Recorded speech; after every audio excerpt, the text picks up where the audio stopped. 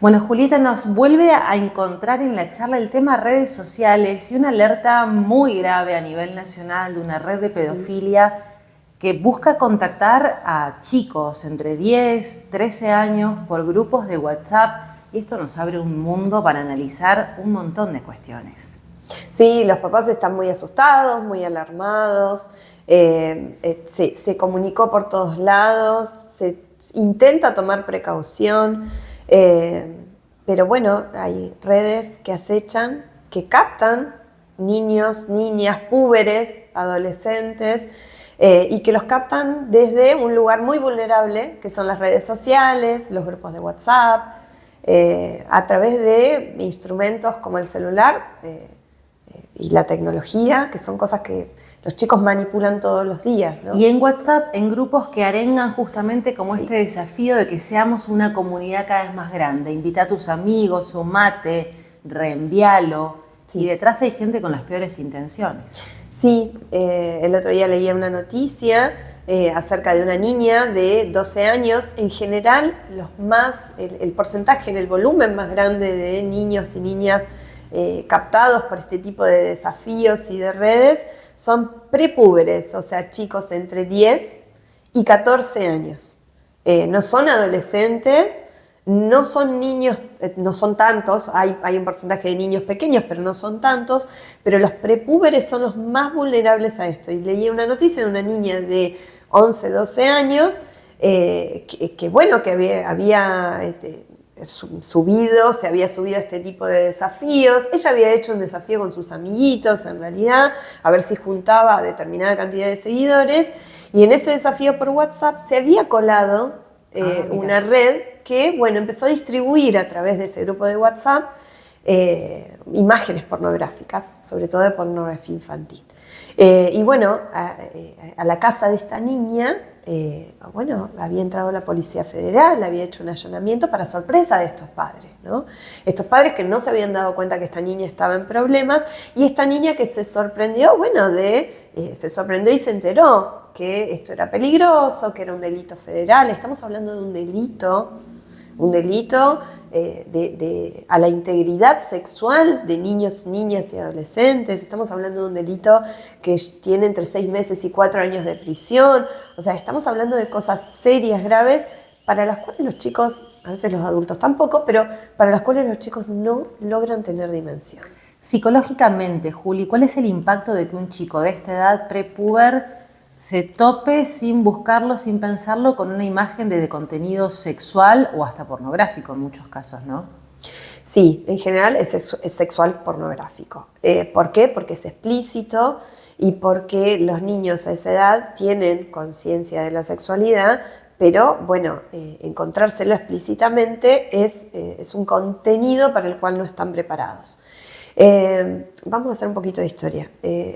Hace muy poquito tiempo, porque hablar de el siglo XX parece ayer, pero no es ayer. No. Entre el siglo XIX y el siglo XX nosotros vimos a la infancia como asexuada. Los niños eran santos, los niños no hablaban de sexualidad, no se les hablaba de sexualidad a los niños. Eran como una especie de angelitos que no tenían como esa dimensión abierta. Bueno, a partir de hace muy poquito, de 1960, 1970, se empezó a ver a la infancia como sexuada. ¿Qué significa esto?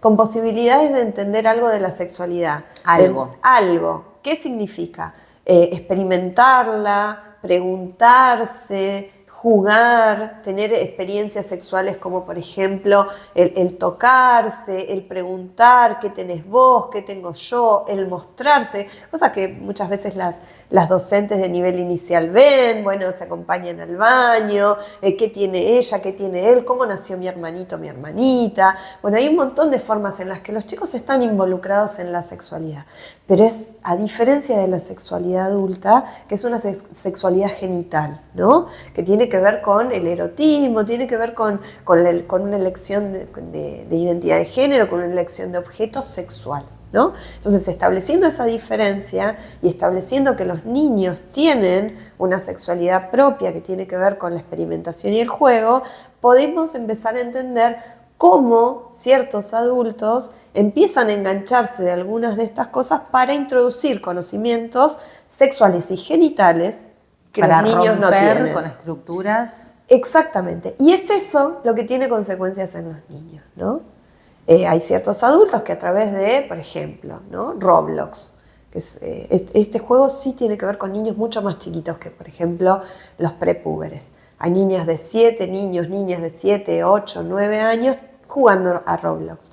Y cuando no están puestos los dispositivos de seguridad, Se filtran. se filtran chats, se filtran fotos, empiezan a este juego de, bueno, al tomar cáscara o mascarada de un niño, puedo empezar a chatear con un niño, a preguntarle determinadas cosas, a saber qué gustos tiene, y después de ahí a, bueno, pedirle fotos, pedirle videos, introducirle algunas cuestiones sexuales. Bueno, yo te muestro esta foto, vos podrías posar de determinada manera, y empiezan a haber algunos intercambios que después, bueno, terminan en situaciones de acoso, ¿no? ¿Y puede llegar a ser traumático con todo lo que eso significa psicológicamente hablando? No puede llegar a ser, es traumático. Para cualquier niño o adolescente, la introducción de la sexualidad, cuando esa dimensión no está, es traumático. Es traumático introducir a un niño en un juego sexual siempre. ¿Esto qué tiene que ver? Charlas sexuales, mostrar fotos, mostrar videos, introducir la pornografía, hacerle preguntas incómodas, citarlo en algún lugar. Todo esto es introducir una dimensión que en un niña o adolescente no está y va a tener consecuencias. ¿Cómo cuáles, Juli? Y uno puede empezar a ver niños confusos, irritables, con suerte, y si hablamos dentro de la salud mental, estos niños, niñas pueden empezar a hacer preguntas. Los papás empiezan a decir, me está preguntando, o está jugando a esto, jugó con los amiguitos a esto otro, o empiezan a aparecer, los papás llaman malas palabras, ¿no? Bueno, le dijo a la amiguita esto, pero si él nunca dice esto, ¿no? ¿Por qué empiezan a hablar así los niños? ¿Por qué están bailando de determinada manera? Hay una tendencia, hace pocos años también, que es esta de la erotización de la infancia, ¿no? De la sexualización o hipersexualización se llama de la infancia.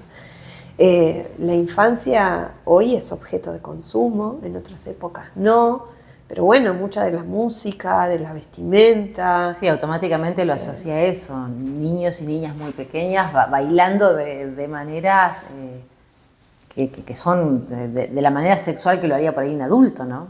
Hay determinados contenidos que de ser para púberes o adolescentes pasaron automáticamente a ser para niños. Y hablar de letras de canciones que por ahí los chicos cantan sin entender absolutamente nada, pero que son de un tono muy subido. Sí, siempre ha habido canciones que han traspasado generaciones de algún tono medio subido o que hablaran de sexualidad de una manera encubierta, ¿no? Siempre hubo letras de canciones sexuales, siempre hubo baladas románticas o más o menos románticas o alguna letra más picante que otra, pero siempre hubo adultos que tradujeran ese contenido como contenido de adultos. Hoy hay una barrera que no está, no está del todo clara, ¿no? Está bastante borrosa entre lo que transmiten los adultos y lo que traspasa a los niños. Hay muchos papás o mamás que no transmiten ciertas cosas como peligrosas, prohibidas o no permitidas para determinada edad. Eso no me gusta que lo hagas, eso no me gusta que lo escuches, o eso no se dice, eso no se hace, o esto lo hacen los adultos, pero los niños no. Hay algo de todo eso que está como borrado, porque también está medio borrado en los adultos, ¿no? Entonces hay algo que si de eso no está del todo claro, está permitido para la filtración, ¿no? Y esto sucede. O sea, esto sucede, hay casos entre el EU de chicos que han sido contactados por estos grupos, que han entrado a estos grupos, o sea, es algo que pasa en el día a día y está pasando hoy. Sí, es algo que pasa todos los días. Es algo que se disparó en la pandemia, con la pandemia y nos quedamos adentro y y bueno, empezamos a hacer cosas en casa y empezamos a subir más cosas a las redes y empezamos a estar más conectados también a través de las redes. Los índices de grooming se dispararon. No es que antes no existía, pero era mucho más difícil acceder al trato cotidiano con un niño, niña o adolescente. A partir de la pandemia esos índices se dispararon y a partir de la pandemia muchos niños y niñas estuvieron expuestos a eso. Es algo cotidiano porque, bueno, los niños manejan eso como privado. ¿Qué significa eso? Que a los adultos, y eso uno lo escucha todos los días, hay muchos adultos diciendo yo no miro, no controlo el celular o no controlo los juegos o con quién chatea, primero porque no los entiendo, no entiendo cómo acceder, me lo tiene bloqueado, esa es otra. Y la tercera es privado, es un mundo privado. Y no, bastante riesgoso. Y es riesgoso. Es riesgoso para un niño de 10, 11, 12 años tener ese tipo de mundo privado. En estos últimos días, a raíz de la alerta nacional por esta red de pedofilia, hemos conocido, yo realmente desconocía muchas estrategias que el mismo WhatsApp nos da para poner límites, sin afectarle por ahí la charla cotidiana que los chicos puedan tener por esa red, pero limitar quién los puede agregar a los grupos. Hay un montón de ítems que uno ha ido descubriendo en estos días como para, no sé si se puede garantizar, pero brindar un poco más de seguridad. Pero hay otro tema, las edades. Sí. El propio WhatsApp dice que a partir de los 13 años se puede utilizar. Sí, hay niños y niñas de 6, 7 años teniendo WhatsApp y grupos de WhatsApp. Las consecuencias de manejar tecnología, siempre lo decimos, desde edad muy temprana, son realmente graves, físicamente y mentalmente. Niños y niñas que terminan teniendo problemas de conducta severos,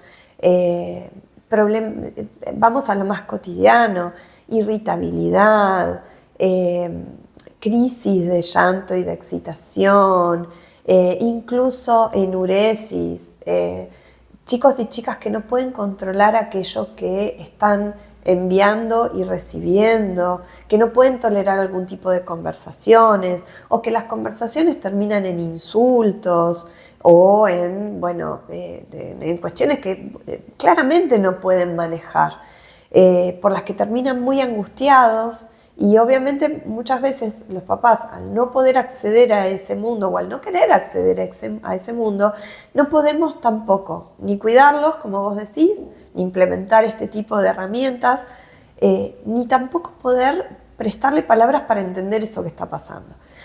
Y también no podemos decirles que no muchas veces, porque eso también tiene que ver con los límites. ¿Cómo les decimos que no? Bueno, ahora eso no se usa, ahora el celular lo dejamos acá, no podés llevarlo a la cama, no podés dormir con el celular al lado, no tenés edad para eso, aunque lloren, aunque griten.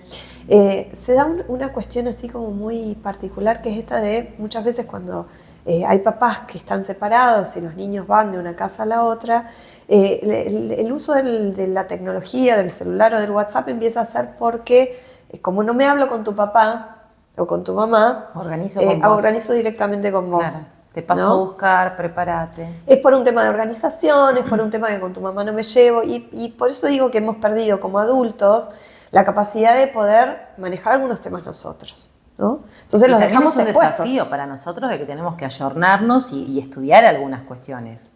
Sí. La escuelita para padres es un laburo. La escuela para padres nosotros necesitamos herramientas, primero para entender qué es lo que están manejando los chicos y segundo para poder poner límites de una manera más eficaz. Vuelvo a repetir, los adultos hemos perdido la capacidad de poner límites de una manera eficaz. Poner límites no implica solamente retar a un niño. Y tampoco es prohibir al 100% algunas cosas. Para nada, porque es sumamente útil.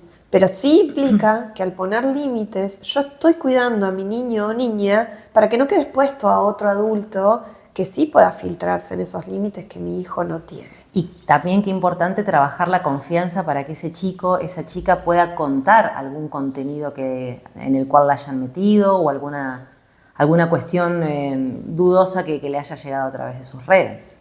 los chicos siempre dan señales de que algo pasa. Hay que saber verla. Claro, sea en su carácter o directamente muchas veces lo dicen, ¿no? Cuando vemos a un chico muy ensimismado con las redes, cuando vemos a un chico o una chica ocultando algunas cuestiones, algunos contenidos, que un niño, niña o adolescente tenga su teléfono bloqueado para algunas personas o algunas conversaciones, que yo no conozca a las personas con las que está chateando mi hijo o mi hija. Esas son cuestiones a tener en cuenta, son señales de alarma, porque necesito conocer a los amigos o amigas de mis hijos. No por una cuestión persecutoria, es por una cuestión de límites y de cuidado. Yo no sé quién está detrás, y mi hijo tampoco. En realidad, el abusador, el acosador, lo que hace es tomar algo que es muy característico de esa etapa de la niñez, que es la curiosidad. La atracción viene por aquello que no conozco, por la curiosidad sexual, por la curiosidad de saber o hablar con alguien con quien nunca hablé. Entonces es curioseando que accedo y me aíslo para seguir curioseando, ¿no?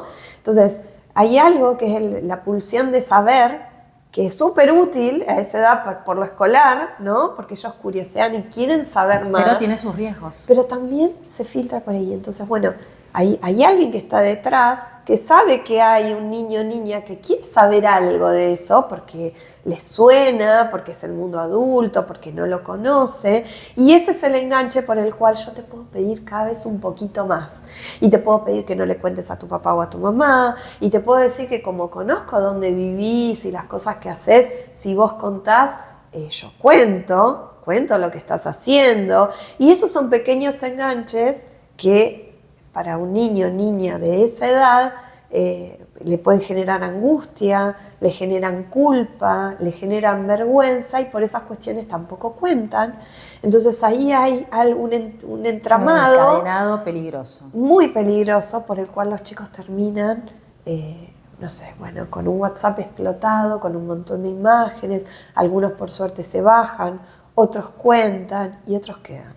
Y poder también explicarle a nuestros hijos qué es lo que está pasando y en conceptos acordes a la edad, pero explicar. Te puede llegar pornografía por el WhatsApp, por supuesto, insisto en esto, adaptándolo a la edad y a la posibilidad de entendimiento que ellos tengan, pero explicar lo que está pasando.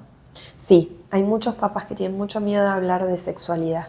Quizás el miedo es a la repregunta que venga, ¿no? También, muchas veces, ¿no? Es otro tema, ¿no? Ya es un tema de ESI. La ESI ha ayudado mucho a esto. Es necesaria la ESI para estos temas también. La ESI no es hablar de sexo. La educación sexual integral no es hablar de sexo. No es introducir la sexualidad en los niños. Eso hacen los pedófilos. La educación sexual integral es hablar del cuidado del cuerpo. Es hablar de estas cuestiones, ¿no? ¿Qué sucede cuando un adulto ingresa en la sexualidad de un niño? ¿Cómo hablamos de sexualidad los papás o los educadores con respecto a los niños? ¿No? ¿Cómo se le dice a un niño si te llega este tipo de imágenes? Esto corresponde a la sexualidad adulta. La sexualidad adulta tiene que ver con el amor, si queremos transmitirles algo. Que tiene que ver con algo que va a llegar a determinada edad porque tu cuerpo va a estar preparado para eso, ahora no. Hay miles de maneras y los adultos podemos preguntar a los educadores, podemos preguntar a los psicólogos cómo hablo de esto con mis hijos antes que callarnos, antes que prohibir. No hables por WhatsApp con nadie. No vas a salir nunca más. ¿Y por qué? No, hasta los 18 años vos no. No. Podés hacerlo siempre y cuando vos entiendas cuáles son las reglas. Y las reglas pueden ser las del amor, las reglas pueden ser las de mi casa, las reglas pueden ser las de mi religión también. Bueno, mi religión permite y no permite determinadas cosas porque agrada o no agrada a Dios. Hay miles de maneras de transmitirle a un niño o niña algunas cuestiones que yo creo que son importantes. Y también entender que cuando uno habla estos temas con los chicos, no los está sexualizando, es más prejuicio de uno de borrar ciertos conceptos o ciertos detalles y poder llegar a una charla para que entiendan ante qué están. Sí, por eso vuelvo a repetir, de los adultos crecimos con la concepción de que los niños eran asexuados y que no había que hablar de eso con los niños, incluso las niñas tenían su primera menstruación y de eso tampoco se hablaba. Recién ahora las chicas incluso hablan mucho más entre ellas de eso, se habla más abiertamente, los varones conocen mucho más de los procesos de las niñas, o sea, hay un montón de cosas que se fueron flexibilizando y hablando en cuanto a la sexualidad, porque esto también es sexualidad. Entonces, hablar de sexualidad, poder ponerle palabras a aquello que les pasa a los púberes, que pasa cuando los chicos y las chicas comienzan su desarrollo sexual, hizo que se flexibilizaran un poco más algunas cuestiones, hizo que los chicos comentaran algunas cosas más de las cosas que por ahí les preocupaban o de las que tenían alguna inquietud, y nos flexibilizó a nosotros como adultos para hablar de eso, de lo que no se hablaba. Aprovechar ese juego, ¿no?, que se nos ha dado con los más chicos, Sí. Esa posibilidad. Para hablar de eso que también tenemos muy reprimido nosotros, que Claro. empezamos a hablar nosotros, con nosotros mismos, con nuestros amigos, que no solo tenía que ver con algunos chistes fuera de lugar, o sea, empezamos a hablar nosotros como adultos de sexualidad, empezamos a ponerle un marco, y eso implica ponerle un marco para los niños y ayudarlos a que estos otros adultos que sí conocen muy bien cómo meterse en estas grietas, queden afuera. Y aprovechar este momento en el cual se están dando un montón de charlas para familias, justamente con información, con algunas recomendaciones. Tenemos herramientas tecnológicas para colaborar con la seguridad de nuestros chicos. Sí, meterse e investigar por las redes. Nosotros sí podemos investigar por las redes cómo aumentar la seguridad tecnológica de nuestros hijos. Podemos investigar también con los educadores, con los psicólogos, cómo poner algunos límites en cuanto a la sexualidad de nuestros hijos. Y no perdernos, si hay alguna charla en la escuela o en el barrio, no perder la posibilidad de escuchar qué está pasando en el mundo y escuchar cómo podemos proteger a nuestros hijos. Gracias, Juli. A vos.